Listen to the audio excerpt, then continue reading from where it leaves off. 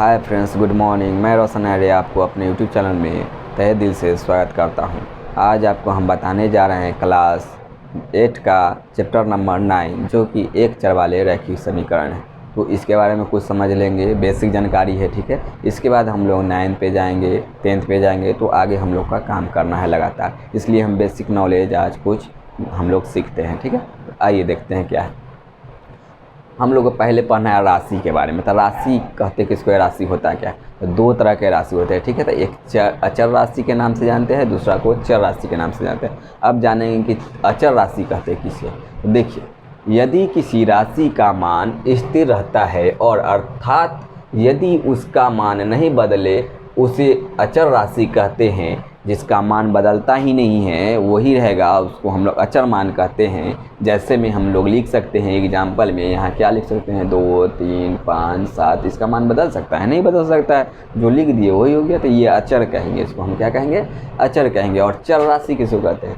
यदि किसी राशि का मान बदलता रहता है अर्थात प्रत्येक दशा में उसका मान भिन्न भिन्न होता है, उसे चर राशि कहते हैं। प्राप्त चर राशियों को अंग्रेजी के छोटे अक्षरों से दर्शाया जाता है। तो देखेंगे कि किसे दर्शाएंगे हम लोग। तो ये दर्शाते हैं एक्स, वाई और जेड, छोटा लिखेंगे, ठीक है। स्मॉल लेटर लेंगे, छोटा लेंगे, और इसका मान बदलते रहता है। इसके जगह पे हम कुछ भी रख सकते हैं। इसका मान 1 ले सकते हैं, 2 ले सकते हैं, 3 ले सकते हैं, 4 ले सकते हैं। इसी तरह वाई का मान भी ले सकते हैं, जेड का मान ले सकते हैं। इसलिए इसको हम चर राशि कहते हैं। कि क्या कहे थे कि यदि किसी राशि का मान बदलता रहता है तो यहाँ हम x का मान 1 रख देंगे तो मान बदल जाएगा, आपको बदल जाएगा। यहाँ देखिए 2x अगर दिया है और x का मान हमें रखना है तो 2 × 1 लिखेंगे तो यहाँ 2 ही रह जाएगा, ठीक है। यहाँ तो बदलेगा नहीं, बट यहाँ पे बदलेगा। देखिए 2 × x का मान हम 2 लेते हैं तो 2 × 2 करके 4 हो जाएगा, ठीक है। यहाँ पे बदल गया। आगे ध्यान देंगे, यहाँ x का मान कुछ भी हम ले सकते हैं। x का मान 1 लीजिए, 2 लीजिए, 4 लीजिए, 5 लीजिए, कुछ भी लीजिए, तो ये बदलते रहता है। इसको हम लोग अचर राशि कहते हैं। जिसका मान नहीं बदलता है, जो फिक्स है, उसको हम लोग अचर राशि कहते हैं। तो यहाँ तक देख लिए ध्यान से। इसके बाद हम लोग थोड़ा सा और आगे देखेंगे। आइए फ्रेंड, उससे आगे जानते हैं हम लोग। उसके आगे हम लोग को जानना है समीकरण, ठीक है। समीकरण होता क्या है, समीकरण सीखेंगे। कहते हैं यदि किसी व्यंजक का बायां पक्ष उसके दाएं के बराबर हो जाए तो उसे समीकरण कहते हैं। प्रायः समीकरण के दाएं पक्ष को शून्य रखा जाता है। अर्थात हम कह सकते हैं कि यदि किसी व्यंजन को शून्य के बराबर कर दिया जाए तो वह एक समीकरण होता है। तो ध्यान देंगे, हम लोग तराजू को देखे हैं, जब तराजू पे हम लोग तराजू पे क्या करते हैं, तराजू पे हम लोग बाट करते हैं, ठीक है। इस तरह से आपका तराजू रहता है, ठीक है। देखिए तो,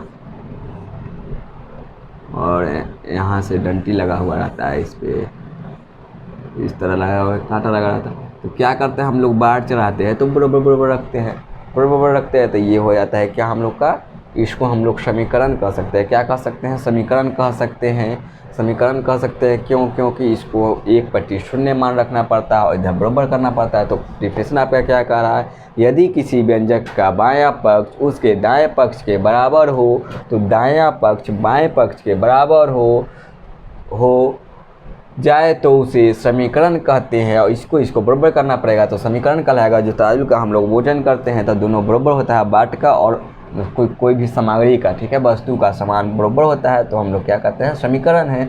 समीकरण के दाएं पक्ष को शून्य रखा जाता है, शून्य रखा हुआ है। अर्थात हम कह सकते हैं कि यदि किसी व्यंजक को शून्य के बराबर कर दिया जाए तो वह एक समीकरण होगा।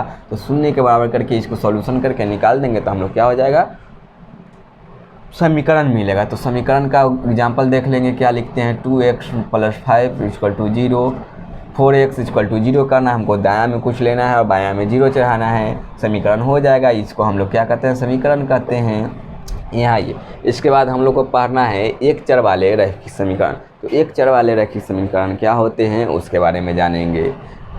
यदि किसी समीकरण में केवल एक ही चर होगा, तो चर का चर्चा अभी तुरंत हम लोग किए थे, चर और अचर का चर्चा कर चुके हैं। तो चर में हम क्या बताए थे कि कोई भी लेटर ABCD का स्मॉल लेटर से लिखा होगा उसे हम लोग चर के नाम से जानते हैं। तो यहाँ देखिए x लगा हुआ है, x लगा हुआ है, तो ये चर हमारा हो गया, ठीक है। उसे तो सुन लिए फिर ध्यान से, एक चर वाले रैखिक समीकरण किसको कहते हैं?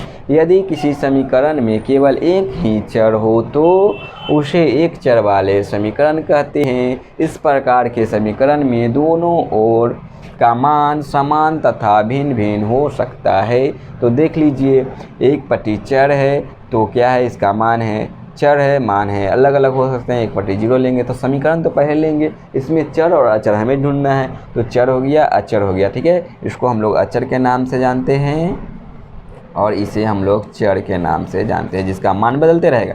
यहाँ x का मान कुछ भी रखेंगे तो यहाँ चेंज हो जाएगा, यहाँ पर क्या होगा, चेंज नहीं होगा, यहाँ मान पुट ही नहीं होगा। यहाँ देख लीजिए, 4 × 1 करेंगे तो बराबर 4 हो जाएगा, 4 × 2 करेंगे तो 8 हो जाएगा, 4 × 3 करेंगे तो 12 हो जाएगा, ठीक है। यहाँ पे मान चेंज कर रहा है, इसको हम चर कहते हैं, इसको अचर कहते हैं। तो अभी तुरंत बताए हैं आपको कि चर किसको कहते हैं? जिसका मान में परिवर्तन ना हो उसे हम लोग अचर कहते हैं, जिसके मान में परिवर्तन हो उसे हम लोग चर कहते हैं, ठीक है। तो इतना नोट डाउन करें, देख लीजिए, नोट डाउन कर लीजिए स्किप करके, उसके बाद आगे हम लोग देते हैं आप लोगों को। आइए इससे आगे हम लोग देखते हैं। एक चर वाले रैखिक समीकरण देख चुके थे, अब 2 चर वाले रैखिक समीकरण को समझें। सॉरी, 2 चर वाले रैखिक समीकरण क्या कह रहा है आपको? कह रहा है यदि किसी समीकरण में चरों की संख्या 2 हो जाए तो उसे 2 चर वाले रैखिक समीकरण कहते हैं। इस प्रकार के समीकरण में दोनों चरों का मान समान तथा भिन्न भिन्न हो सकता है। तो समान भी हो सकता है, भिन्न भिन्न हो सकता है, किसमें? 2 चर हो सकता है। क्या? तो चर के बारे में हम लोग समझ चुके थे कि चर किसको कहते हैं? छोटा ABCD का कोई भी लेटर लिखते हैं उसको हम चर कहते हैं। तो यहाँ देखिए, तो छोटा ABCD का क्या लेटर आपको दिख रहा है? एगो यहाँ दिख रहा होगा, यहाँ दिख रहा है, यहाँ और यहाँ x और y दिख रहा है, तो ये चर होते हैं। क्या होते हैं? चर। तो 2 चर रहेगा उसे 2 चर वाले रैखिक समीकरण कहते हैं। तो उम्मीद है आपको कि 2 चर किसको कहते हैं वो समझ में आ गया होगा, ठीक है। तो 2 चर वाले रैखिक समीकरण इसी को कहते हैं। आगे देखिए, आगे क्या है?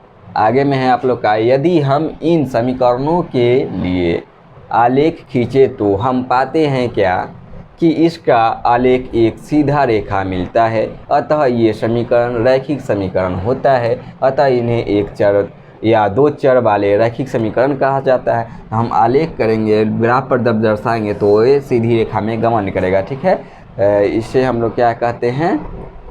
समीकरण में मिलती क्या कहे, इसका आलेख एक सीधा रेखा मिलता है। तो सीधा किधर होगा में खींचेंगे तो हम लोग सीधा ही मिलेगा, टेढ़ा नहीं खिंचाएगा, ये ऐसे ऐसे कभी नहीं खिंचाएगा। जब भी खिंचाएगा तो सीधा ही होगा, सीधा ही होगा, चाहे जैसे भी हो सीधा ही होगा, ठीक है। तो सीधा रेखा होगा उसे हम लोग क्या कहते हैं? सीधा रेखा मिलाते हैं, उसे आलेख के नाम से भी जानते हैं। आगे हम लोग देखेंगे कुछ महत्वपूर्ण बातें क्या क्या है, सो सीखेंगे। कह रहा है यदि समान पक्षों में एक ही राशि जोड़ी या घटाई जाए तो प्राप्त राशि भी समान होता है। क्या होता है? आपको प्राप्त राशि जो होगा वो समान होगा। तो देखेंगे कैसे। A और C हम एक राशि ले लिए, तो होता क्या है, A में 3 जोड़े और C में भी 3 जोड़े, तो क्या होगा? समान ही हमें आंसर मिलेंगे। तो A = C क्या होंगे? A - 3 करेंगे तब पर भी वही होंगे, और C - A करेंगे फिर भी हमें वही प्राप्त होंगे। तो ठीक है, तो ये घटाव और जोड़ का उदाहरण हम लोग देख चुके हैं, ठीक है। अब देखेंगे आगे किस में देखें, यदि समान पक्षों में किसी एक अचर राशि से गुना एवं भाग किया जाए तो भी ये पक्ष बराबर होते हैं। तो पहले तो हम लोग देख लिए जोड़, तब देख लिए घटाव। जोड़ घटाव का पक्ष भी समान इन्हें उन्हें करेंगे तो हम लोग बराबर ही पाएंगे। और अब भाग और गुना का देखते हैं, इसमें भी हम लोग को बराबर ही मिलेगा। देखेंगे जैसे में क्या, x और y ले लिए हो तो क्या करेंगे? गुना करेंगे 3 से, तो 3 से गुना करेंगे, इसमें 3 हो जाएगा, y में गुना करेंगे 3 हो जाएगा, 3x हो जाएगा, yx हो जाएगा, गुना करेंगे तो तथा भाग देंगे तो क्या हो जाएगा? देखिए x/3 हो जाएगा, y/3 हो जाएगा। तब भाग भी सेम आ रहा है, ये भी गुना भी सेम आ रहा है, घटाव भी सेम आ रहा है, जोड़ भी सेम आ रहा है।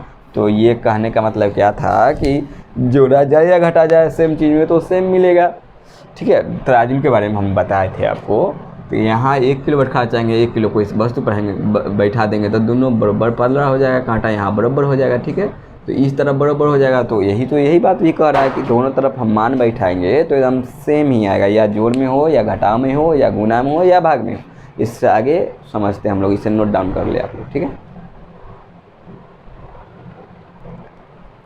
आइए समझते हैं उससे आगे। ठीक है, नोट में कह रहा है शून्य से भाग देने के लिए ये सत्य नहीं है। शून्य से भाग देंगे हम लोग तो जिस सेम डाटा हम लोग को नहीं मिलने वाला है। ठीक है, यहाँ ये यदि किसी राशि को एक पक्ष से दूसरे पक्ष में ले जाए तो उसका चिन्ह निम्नलिखित रूप में परिवर्तन होता है। आप लोग बच्चे से सीखे होंगे, जानते होंगे, इधर से उधर हम लोग बराबर के उधर ले जाएंगे तो चिन्ह आपस में बदला बदली हो जाता है। तो देखते हैं कि किसके साथ क्या लगता है। तो धनात्मक राशि के साथ धनात्मक रहेगा तो बराबर की इस साइन लाएंगे तो ऋणात्मक राशि हो जाएगा, यानी कि निगेटिव हो जाएगा। ठीक है, पॉजिटिव से क्या हो जाएगा आपका निगेटिव हो जाएगा। इधर रहेगा पॉजिटिव तो इधर आपका होगा निगेटिव। ठीक है, और इधर देखिए ऋणात्मक राशि इधर रहेगा निगेटिव तो बराबर के उधर आपका जाएगा तो इधर हो जाएगा पॉजिटिव, आपका पॉजिटिव हो जाएगा। ठीक है, इसके बाद देखते हैं हम लोग क्या देखते हैं, नहीं दिख रहा है लाल से, रुक जाइए, ओह लाइन कट गया, सॉरी।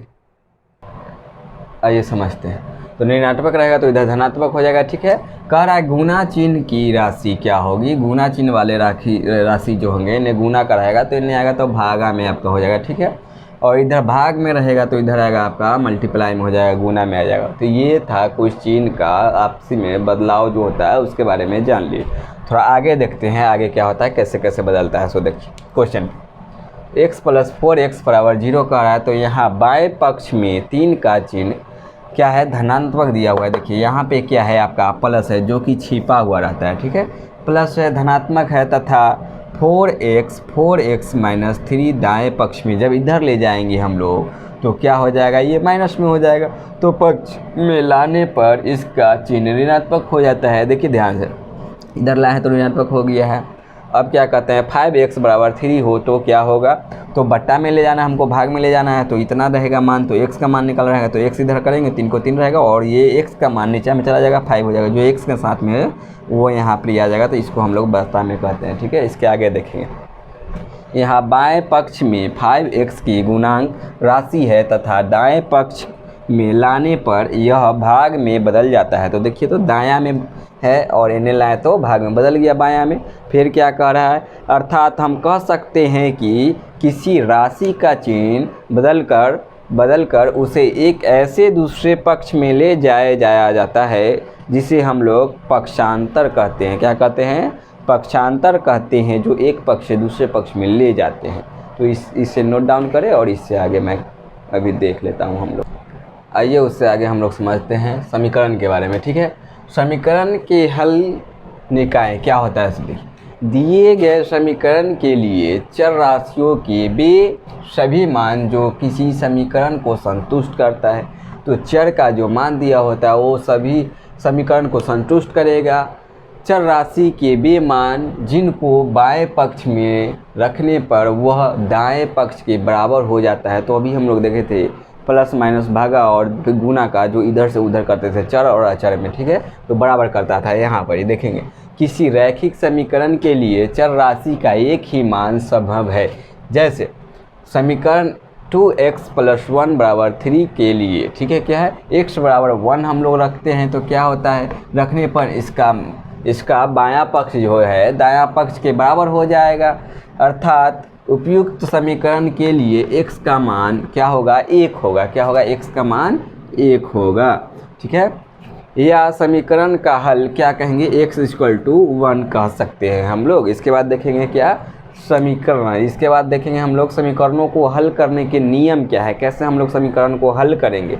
तो पहले क्या करना है, समीकरणों को हल करने के वक्त हम सभी चर राशि को बराबर के तरफ तथा अचर राशि को बराबर के दूसरे तरफ ले जाते हैं। चर और अचर में अदला बदली कर देते हैं हम लोग। ठीक है, इधर से इधर कर देंगे और हो जाएगा।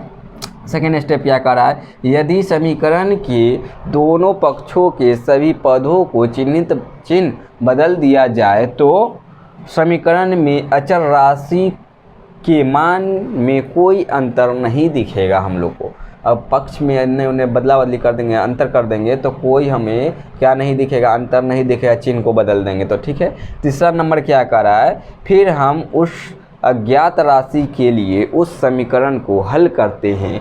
ठीक है, तो इतना हद तक 1 2 3 गो स्टेप देख चुके, एक आध 2 स्टेप और है, देख लेते हैं समीकरण कैसे हल करते हैं, उसके बाद हम लोग इंट कर देंगे। तो बने रहे, इसे नोट डाउन करें, हड़बड़ाए नहीं, थोड़ा लेट लग रहा है, पूरा डीपली हम लोग जानकारी प्राप्त कर रहे हैं शुरू से। ठीक है, 0 से। आइए इससे आगे हम लोग समझते हैं। ठीक है, देखिए, यदि समीकरण के दोनों पक्षों में उस चर राशि के मान को रखने पर दोनों पक्ष बराबर हो जाए तो उस समीकरण के लिए चर राशि का वह मान सही होगा। तो हम लोग स्टेप नंबर 3 तक देख लिए थे। स्टेप नंबर 4 है, क्या कर रहा है, यदि समीकरण के दोनों पक्षों उस चर राशि के मान को रखने पर दोनों पक्ष में मान हम लोग रखेंगे, दोनों पक्ष बराबर हो जाएगा तो उस समीकरण के लिए चर राशि का वह मान सही होगा। जो बराबर कर देगा दोनों पट्टी, वो चर मान का सही मान होगा राशि का। किसी एक चर, अब 5वां स्टेप क्या कर रहा है, लास्ट है स्टेप। ठीक है, 5 स्टेप में हम लोग समीकरण को हल करेंगे। किसी एक चर राशि वाले समीकरण करने के लिए हमें केवल एक समीकरण की ज़रूरत पर होती है तथा 2 चर राशि वाले समीकरण को हल करने के लिए 2 रैखिक समीकरण की आवश्यकता होती है। अब एक चर वाले रैखिक समीकरण को हम लोग हल करेंगे तो एगो समीकरण चाहिए, और 2 चर वाले का रैखिक समीकरण को हम लोग करेंगे तो 2 चर चाहिए हम लोग को। ठीक है, 2 को। उसके बाद क्या करें, अर्थात हम यह कह सकते हैं कि समीकरण में जितनी अज्ञात राशि होगा हमें उनको मान निकालने के लिए उतने ही समीकरणों की आवश्यकता पड़ेगी। आगे देखेंगे हम लोग, जैसे में समीकरण क्या दिया हुआ है आपको, 2x + 4 = 8 दिया हुआ है, के लिए x का मान रखना है। तो x का मान हम लोग क्या रख के निकालेंगे, तो देखेंगे ध्यान से, यहाँ 2x + 4 = 8। तो x का मान कैसे निकालेंगे हम लोग, इधर से ले जाएंगे, उस तरफ ले जाएंगे, 4 को होस्ट अचर को ले जाएंगे उधर, चर इधर रहेगा। ठीक है, तो ले जाएंगे तो क्या हो जाएगा, माइनस में जाएगा। क्या बताए थे, एक स्टेप था कि बराबर से उधर हम लोग जाएंगे तो माइनस को प्लस, प्लस को माइनस, और भागा को गुना, गुना को भागा कर सकते हैं। ठीक है, यहाँ देखिए, तो क्या हो गया, 4 इधर गया और x छोड़ दिए तो 1 का घट के 4 आ गया, और यहाँ 2 यहाँ पर ही आ गया। ठीक है, भागा में आ गया, तो x का मान हमें 2 प्राप्त हो गया। x का मान 2 होगा, x = 2।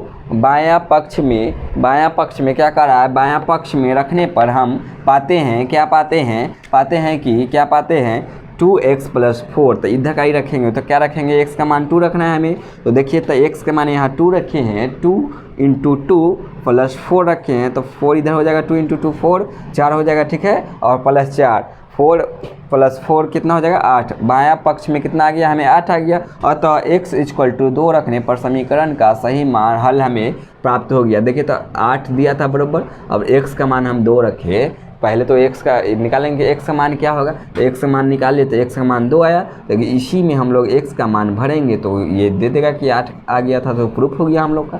ठीक है, तो इस तरह हम लोग का